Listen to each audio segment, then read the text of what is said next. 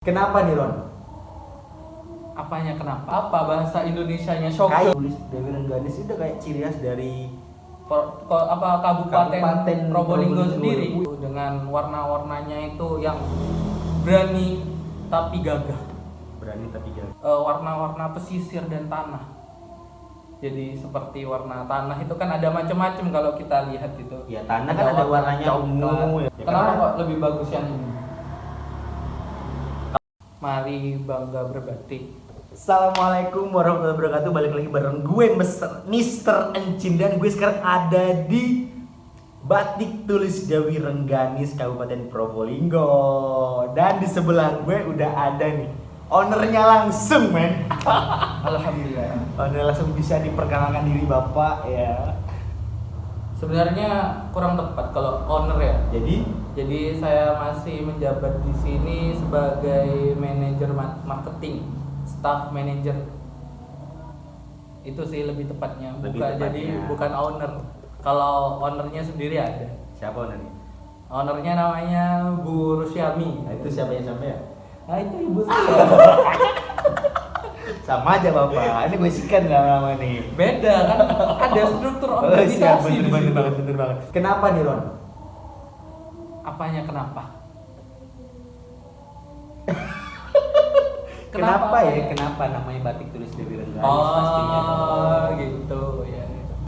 Jadi kenapa kok memilih Batik Tulis Dewi Rengganis? Kan kita tahu sendiri apa dahulu kala di Indonesia ini kan masih berbentuk kerajaan. Waktu saat itu ada namanya Kerajaan Majapahit. Nah Dewi Rengganis ini berkaitan erat sama ceritanya ini Patih Gajah Mada. Di situ juga ada motifnya tentang menceritakan tentang Patih Gajah Mada. Dan di sini kenapa memilih namanya itu Batik Tulis Dewi Rengganis? Dewi Rengganis itu sendiri adalah sosok dewi yang mencerminkan keagungan, mencerminkan ke apa bahasanya tuh? Keagungan. Bukan keagungan, dia Kemakmuran. tuh kemewahan, soge, apa bahasa Indonesianya soge? Kaya. Nah, bukan. Kaya raya. Bukan. Makmur. Bukan. Yang lain terus. Apa lagi? Bisa ya, kok malah main game kita. Oh iya. Nah, selain dia cantik dan dihormati, Wibawa. berwibawa. Nah, itu maksud saya berwibawa. Batik Tulis Rengganis ini adalah sosok wanita yang selalu menjaga kewibawaannya untuk selalu dihargai dan oleh dihormati oleh lingkungan masyarakatnya. sekitar. Wih, keren banget nih. Terutama masyarakatnya. Nih Ron, ini kan sebenarnya kan di konten ini kan cerita pandemi ya. Nah, dan ya otomatis dong kalau emang ini kan tentang entrepreneur lah ya, ini tentang bisnismen lah kan. Ngaruh nggak sih pandemi tentang mengenai omset atau segala hal gitu? Kalau untuk industri kecil kan di sini masih skalanya masih industri kecil. Ya kita sangat berdampak, apalagi awal-awal Covid kan kita pemasukannya itu lebih banyak dari souvenir. Jadi di batik kami itu disuguhkan untuk para wisatawan atau tidak itu tamu-tamu dari luar kota gitu. Oh berarti bisa dibilang Batik Tulis Dewi Rengganis itu kayak ciri khas dari Kabupaten Probolinggo sendiri. Wih keren banget ya, berarti udah kak seperti ciri khas. Dan ini teman-teman gue semuanya yang bener-bener yang ngakunya pecinta batik nih wajib banget kunjungin Batik Tulis Dewi Rengganis. Ya di sini terkenal khasnya tuh dengan warna-warnanya itu yang berani tapi gagah. Contohnya apa? Gimana? Warnanya itu kayak gimana? Di sini kan warnanya cerah-cerah nih, tapi kesan kalemnya itu masih ada. Oh berarti iya kayak gitu oh iya. Bicara tentang gagah dan berani itu masih ada faktor suku nggak sih? Ada nggak sih? Suku ya. Nah memang ada di sini itu warnanya itu ngambil dari warna-warna pesisir dan tanah. Jadi seperti warna tanah itu kan ada macam-macam kalau kita lihat itu. Ya tanah kan ada warnanya ungu ya. Ungu kan. Itu ngaco, itu abu-abu ada tanah. Terus pasir, tanah coklat, hijau gitu kan ada. Ya. Nah, perpaduan warna tanah dan pesisir itu kami coba padukan di sini menjadi ciri khas, dan di setiap batiknya ini juga mengandung makna. Terus efek sampingnya dari pandemi ini apa nih? Lebih cenderung kemana nih? Kalau Apa nggak efek sama sekali?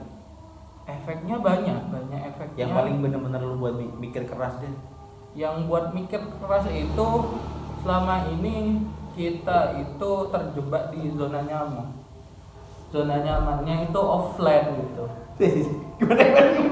Gimana? Terjebak di zona nyaman. Nah. Jadi kan kita kan tadi saya sudah jelaskan bahwa di sini itu terkenal sebagai oleh-oleh khas. Nah, khas ya. Kan itu orang-orang tuh berkunjung semua ke sini. Sedangkan pasar online-nya kita tuh tidak ada. Jadi bergantung ke itu. Jadi pas pandemi nyerang, kita tidak punya backing Belum ada lagi. strategi gitu ya, belum bisa pasang 442 terus nyerang gitu. Iya. Gitu. Iya. Oh, alah berarti Dewi Rengganis ini masih peminatnya itu masih di daerah-daerah sekitar gitu ya. Daerah-daerah sekitar, masih belum ke luar kota, utamanya seperti Surabaya dan Jakarta itu belum. Oh nih, Masih belum. guys, cuy, men, sis, sayang. Hai. nih Ram. Kan berarti lu kan sebagai manajer marketing dong. Iya. Berarti tahu dong cara ngebedain mana batik yang biasa aja, batik yang bagus, batik yang mahal, batik yang murah, batik yang buatan sendiri, batik yang sablonan, Nah, batik benar-benar. yang B, batik yang C. Hmm. Itu garis besarnya itu seperti apa? Nah, gini, benar sekali tadi ya. Jadi banyak batik yang kita kira itu batik, sebenarnya bukan batik. Loh, apa terus? Nah, jadi gini, Vin. Itu batik. Nah, ada namanya batik print. Jadi Ya. itu memang bukan handmade, bukan hasil tangan. Kalau batik itu kan memang berupa hasil karya Iya. dari artis-artisnya itu. Nah, Desainernya, Desainernya, ya. Kalau artis kan berarti kan ngomong di batik entar kalau artis. Oh, iya. Ya kan? maksudnya saya pelaku seni. Oh ya, pelaku sih kan desainer lah ya. Ya. Desainernya tuh gitu. Terus Ya, kalau misalnya batik printing itu yang bekerja bukan tangan manusia, melainkan sudah tekstil, jadi pabrikan sudah Pabrikan. print. Print. Nah, jadi konsepnya seperti kita ngeprint aja sudah. jadi tebel men, gas tebel. Tebel. Ini dikasih foring, makanya tebel. Terus apa lagi ya, yang jadi ya secara garis kan banyak nih orang-orang juga ngakunya pecinta batik tapi asal-asalan beli batik. Nah, Terus itu. pas yang penting mahal, taunya kalau mahal bagus, taunya Nah. mahal bagus lah. Sebenarnya selaku kan lu kan juga di industri batik ya kan, Iya, aktif di benar-benar. industri batik. Garis besarnya cara ngebedain batik bagus dan batik jelek tuh di mana? Garis besarnya deh. Garis besarnya itu bisa dilihat dari kalau mata orang awam Iya. itu, boleh diambil contoh. Boleh. Diambil contoh. First kesan pertama. Gak bisa bahasa Inggris. Kesan Nah, kesan pertamanya sampean gimana? Oh, buat gue tuh, Nah. gimana? Maksudnya yang lebih baik yang mana gitu? Iya. Oh, kalau secara kilas mata sih ya. Nah, kilas mata. Kilas mata menurut gue sih lebih bagus ini. Bagus ini. Iya. Nah, terus kenapa? Ya, Kenapa karena- kok lebih bagus yang ini? Kalau dari mata ya, ini dari mata kan, Nah, bukan dari itu mata, kan. iya. Kalau dari mata sih karena buat gue sih kayak elegan aja warnanya. Oh, gitu ya. Iya. Nah, itu gimana tuh menurut Nah. lu sendiri?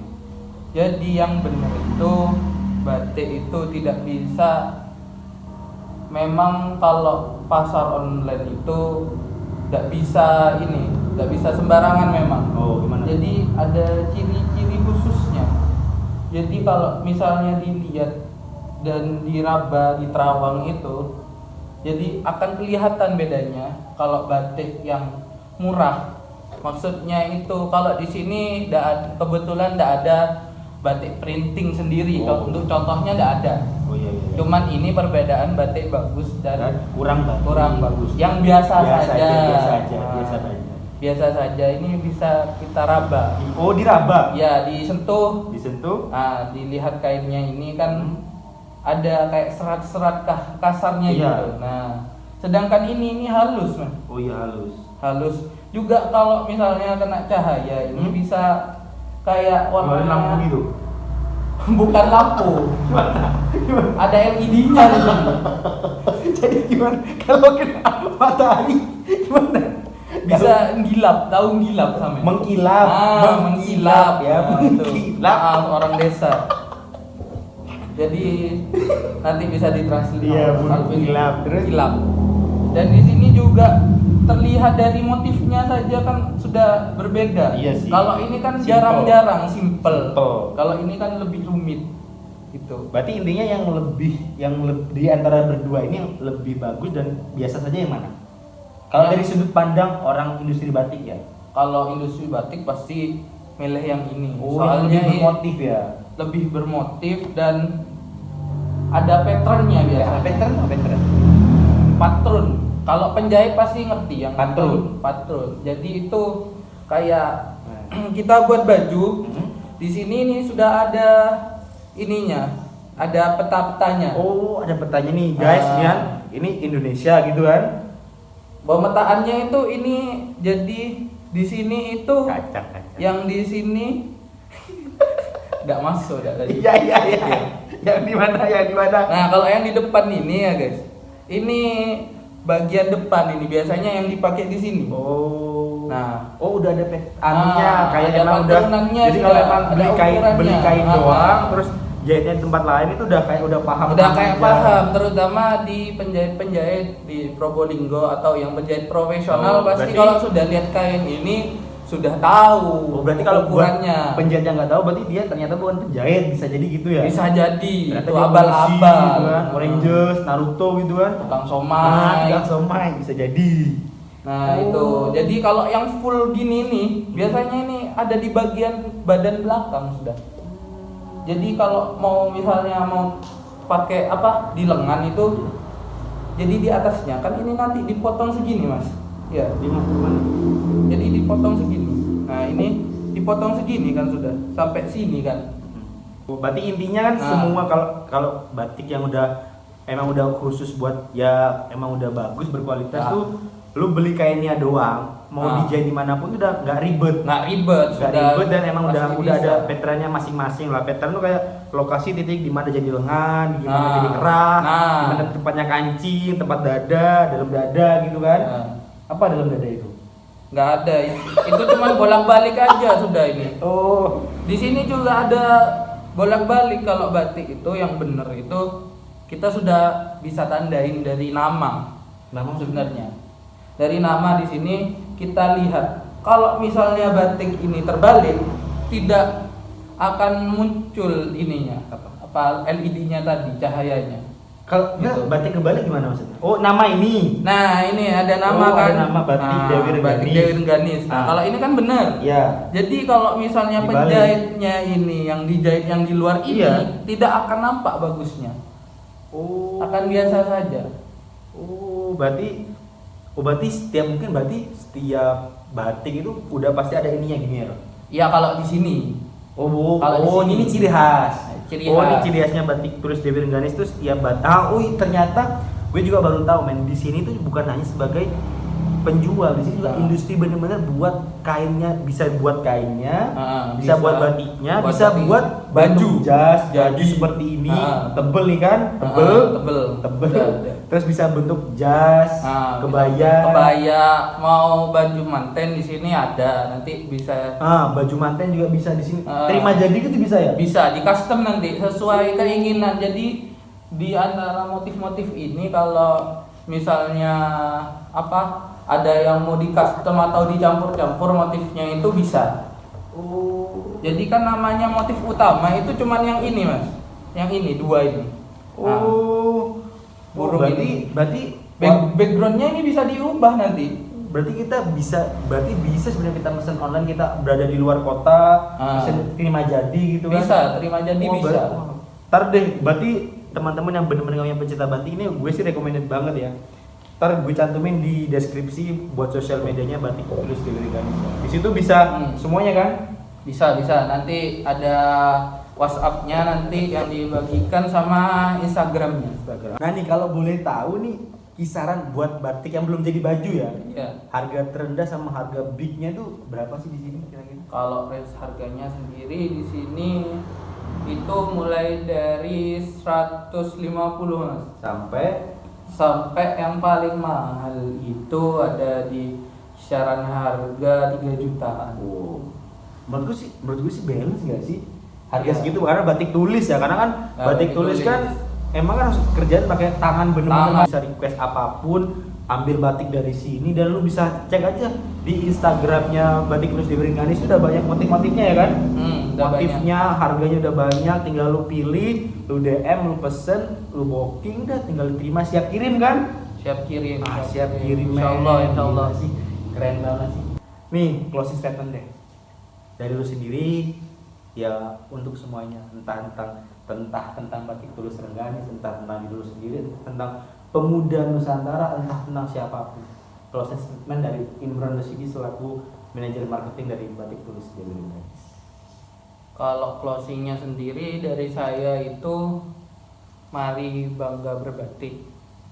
Karena dengan berbatik bukan cuman kita itu melestarikan budaya Nusantara, akan tetapi kita juga membantu masyarakat yang ada di sektor batik itu tersebut sudah. Mungkin itu aja ya. Wih, Kalau keren. belepotan mohon maaf.